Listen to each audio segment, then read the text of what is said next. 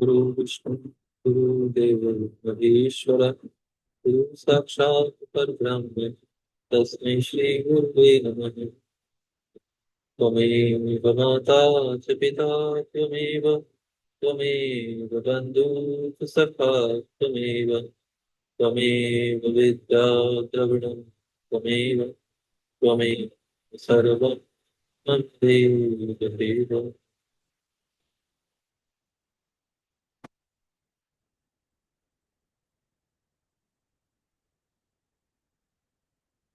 यहाँ से 41वां अध्याय प्रारंभ होता है।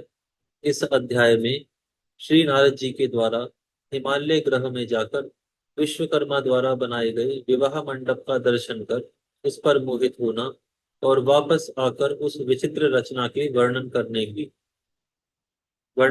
का वर्णन किया गया है। ब्रह्मा जी बोले, हे मुनि, उसके बाद आपस में विचार विमर्श कर शंकर जी की आज्ञा लेकर भगवान विष्णु ने पहले आपको हिमालय के घर भेजा। हे नारद जी, भगवान श्री हरि की प्रेम पूर्ण प्रेरणा से सर्वेश्वर भगवान शिव को प्रणाम कर आप बारात में आगे हिमालय के नगर को चले। हे मुनि, वहां जाकर आपने विश्वकर्मा जी द्वारा रचित लज्जा की मुद्रा से युक्त अपनी कृत्रिम मूर्ति देखी और उसे देखते ही आप विस्मित हो गए। हे महामुनि, विश्वकर्मा द्वारा बनाई गई अपनी मूर्ति को देखकर तथा विश्वकर्मा का सारा चरित्र जानकर आप शांत हो गए। तत्पश्चात आपने स्वर्ण कलशों से एवं केले के खंभों से अत्यंत मंडित रत्न रत्न चित्रित हिमालय के मंडप में प्रवेश किया। वह मंडप अति अद्भुत नाना प्रकार के चित्रों से अलंकृत तथा हजारों खंभों से युक्त था। उसमें बनी हुई वेदी देखकर आप आश्चर्य में पड़ गए। हे मुनि, हे नारद, उस विस्मय के कारण आपका ज्ञान एवं बुद्धि नष्ट हो गई। पुनः आपने हिमालय से पूछा, हे हिमालय, क्या इस समय भगवान विष्णु आदि सभी देवता, महर्षि, सिद्ध एवं गंधर्व आदि यहाँ पहुंच गए हैं? हे पर्वतराज, क्या विवाह हेतु श्वेत बैल पर सवार होकर गणेश्वरों से युक्त सदाशिव पधार चुके हैं? यह बात आप सत्य सत्य कहिए। ब्रह्मा जी बोले, हे मुनि, विस्मित चित्त हुए आपके इस प्रकार के वचन को सुनकर पर्वत हिमालय आपसे तथ्य युक्त वचन कहने लगे। हिमवान बोले, हे नारद जी, हे महाप्राज्य, अभी पार्वती जी के विवाह के लिए अपने गणों तथा बारातियों को लेकर शिव जी नहीं आए हैं। हे नारद जी, आप उत्तम बुद्धि से विश्वकर्मा जी के द्वारा रचित चित्र जानिए। हे देवर्षि, आप आश्चर्य का त्याग कीजिए, स्वस्थ हो जाइए और भगवान शिव का स्मरण कीजिए। आप मुझ पर कृपा कर भोजन तथा विश्राम करके देवी मैनाक आदि पर्वतों के साथ भगवान शंकर के समीप जाना। हे महामती, जिनके चरण कमल की अर्चना देवता तथा असुर भी किया करते हैं, उन भगवान शिव की प्रार्थना कर आप इन पर्वतों को साथ लेकर देवताओं तथा महर्षियों सहित उन्हें यहाँ शीघ्र ले आइए। ब्रह्मा जी बोले, हे नारद जी, तब आपने तथास्तु कहा और वहां का सारा कृत्य अच्छी तरह संपन्न कर भोजन करके महामनस्वी आप हिमालय के पुत्रों सहित बड़ी प्रसन्नता से शीघ्र शिव जी के पास गए। वहां आपने देवताओं से घिरे हुए महादेव जी को देखा। आपने तथा उन पर्वतों ने भक्ति से उन कांतिमान भगवान शिव को प्रणाम किया।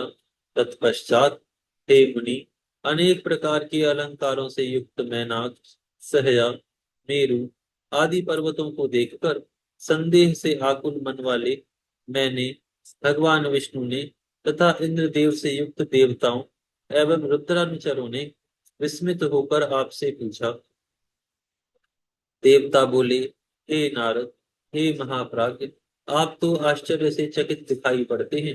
हिमालय ने आपका सत्कार किया या नहीं? हम लोगों को यह विस्तार पूर्वक बताइए। ये महाबली मैनाक, सहया तथा मेरु आदि पर्वत अनेक अलंकार धारण कर यहाँ किस उद्देश्य से आए हैं?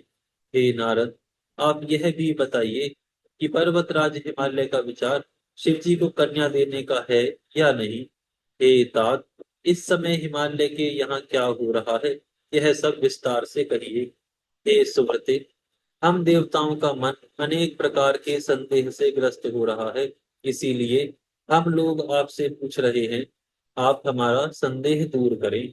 ब्रह्मा जी बोले, हे मुनि, उन विष्णु आदि देवताओं का वचन सुनकर विश्वकर्मा जी की माया से विस्मित हुए आपने उनसे कहा, हे मुनि, आप मुझे विष्णु को और सभी देवताओं के ईश्वर शची के पति, पर्वतों के पूर्व शत्रु तथा पर्वतों के पंख को काटने वाले, पक्ष को काटने वाले इंद्र को एकांत में बुलाकर कहने लगे। नारद जी बोले, विश्वकर्मा ने हिमालय के घर जैसी कारीगरी की है, उसे देखते ही सभी देवगण मोहित हो जाएंगे। वे हिमालय तो उस कारीगरी के कौशल से सारे देवताओं को प्रेम पूर्वक युक्ति से मोहित करना चाहते हैं। हे शचीपते, आपने पूर्व काल में विश्वकर्मा को बुलावे में डाल दिया था, क्या उसे आप भूल गए हैं? इसीलिए वे आज आपको जीतने की इच्छा से हिमालय के घर में विराजमान हैं। उन्होंने मेरा ऐसा चित्र बनाया है कि उसे देखकर मैं तो मोहित हो गया हूँ। इसी प्रकार उन्होंने भगवान विष्णु, भगवान ब्रह्मा और इंद्रदेव आदि सभी देवताओं के चित्र का भी निर्माण किया है।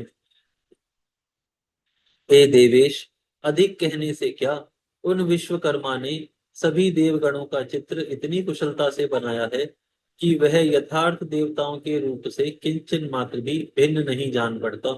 उन्होंने परिहास करने के लिए सभी देवताओं की यह मायामयी चित्र रचना की है, जिससे देवताओं को मोह उत्पन्न हो जाए।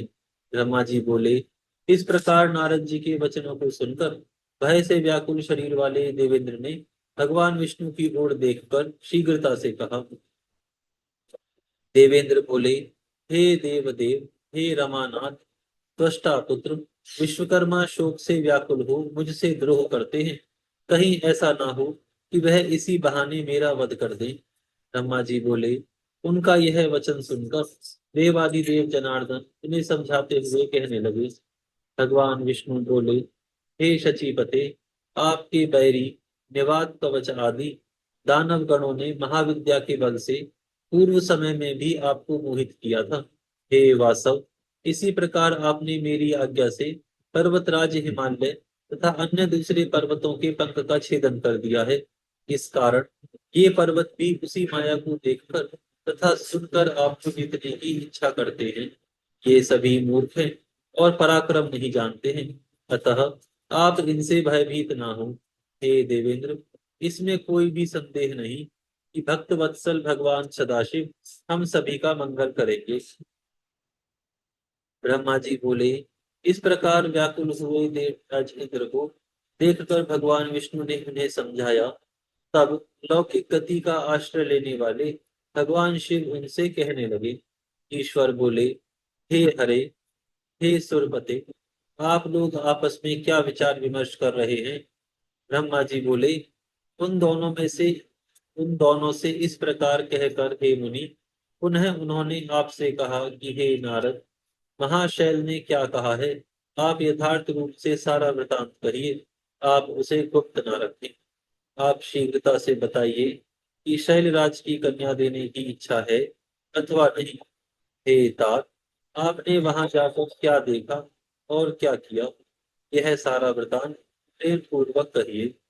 ब्रह्मा जी बोले, हे मुनि, जब शिव जी ने आपसे यह कहा, तब दिव्य दृष्टि वाले आपने मंडप में जो कुछ देखा था वह सब एकांत में इस प्रकार कहा। नारद जी बोले, हे देवदेव, हे महादेव, आप मेरा शुभ वचन सुने। इस विवाह में किसी प्रकार के विघ्न दिखाई नहीं पड़ते और न तो किसी प्रकार का भय ही है। शैलराज निश्चित रूप से आपको ही अपनी कन्या देना चाहते हैं और ये पर्वत इसी निमित्त आपको लेने की इच्छा से यहाँ आए हैं, इसमें संदेह नहीं है।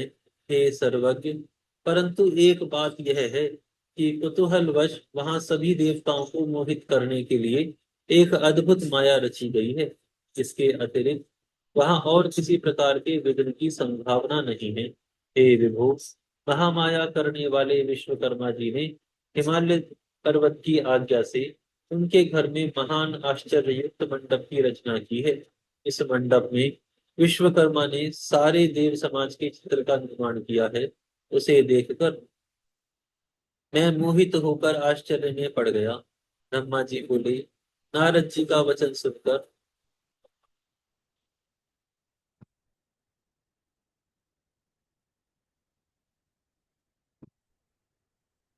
नारद जी का वचन सुनकर लोकाचार करने वाले प्रभु शिव जी, विष्णु आदि देवताओं से हंसते हुए कहने लगे। ईश्वर बोले, हे विष्णु, यदि पर्वत हिमालय मुझे अपनी कन्या देंगे तो आप यथार्थ रूप से बताइए कि मुझे माया से क्या प्रयोजन है। हे ब्राह्मण, हे शक्रु, हे मुनिगण तथा हे देवताओं, आप लोग यथार्थ रूप से कहिए कि हिमालय मुझे अपनी कन्या दे रहे हैं तो माया से मेरा क्या प्रयोजन है। न्याय शास्त्र के जानकार पंडितों ने कहा कि जिस किसी उपाय से अपने साध्य को प्राप्त करना चाहिए, अतः आप सभी विष्णु आदि देवगण इस कार्य सिद्धि की इच्छा से शीघ्र ही चले। ब्रह्मा जी बोले, देवताओं से इस प्रकार कहने लगे। तेंद्रिय भगवान सदाशिव को कामदेव ने साधारण मनुष्य के समान अपने वश में कर लिया।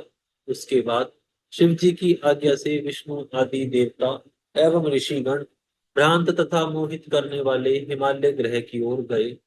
हे मुने, उन देवताओं ने आप नारद को तथा उन पर्वतों को आगे कर आश्चर्यचकित हो हिमालय के अपूर्व एवं परम अद्भुत मंदिर की ओर प्रस्थान किया। इस प्रकार हर्ष में भरे हुए विष्णु आदि देवताओं तथा प्रसन्नता से युक्त अपने गणों के साथ वे शिव जी आनंदित होकर हिमालय के नगर के समीप आ गए। यहाँ पर यह अध्याय पूर्ण होता है। यहाँ से 42वां अध्याय प्रारंभ होता है। इस अध्याय में हिमालय के द्वारा प्रेक्षित मूर्तिमान पर्वतों और ब्राह्मणों द्वारा बारात की अगवानी, देवताओं और पर्वतों के मिलाप का वर्णन किया गया है। ब्रह्मा जी बोले, गिरिराज हिमालय सर्वव्यापी शिव जी को सर्वव्यापी शिव जी को अपने नगर के निकट आया हुआ सुनकर बड़े प्रसन्न हुए।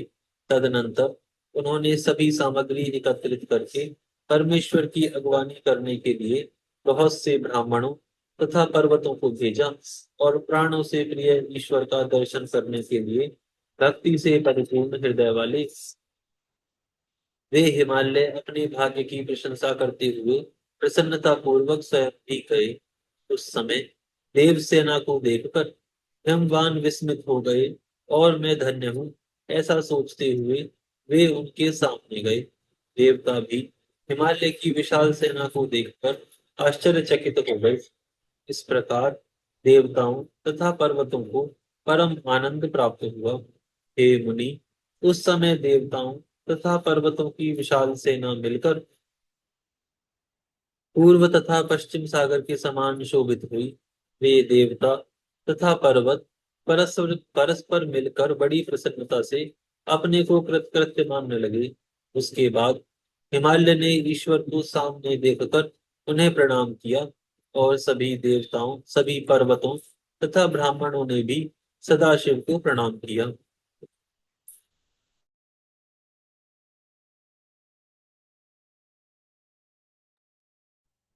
माल्य ने वृषभ पर सवार प्रसन्न मुख वाले, नाना अलंकारों से शोभित, अपने दिव्य शरीर की शोभा से दिगंतरों को प्रकाशित करने वाले, अत्यंत सूक्ष्म तथा नवीन रेशमी वस्त्र से शोभित विग्रह वाले, सिर पर रत्नों से जड़ित मुकुट धारण किए हुए, हंसते हुए, शुभ्र कांति वाले, सर्पों के अलंकारों से सुशोभित, अंग वाले, अंगों की अद्भुत प्रभाव वाले, दिव्य कांति से संपन्न, हाथों में चंवर धारण किए हुए देवताओं द्वारा सेवित, बाईं ओर अच्युत, दाहिनी ओर ब्रह्मा, पृष्ठ भाग में इंद्र और पीछे तथा पार्श्व भाग में देवता आदि से शोभायमान अनेक विध देवता आदि के द्वारा स्तुत, संसार का कल्याण करने वाले, अपनी इच्छा से शरीर धारण करने वाले,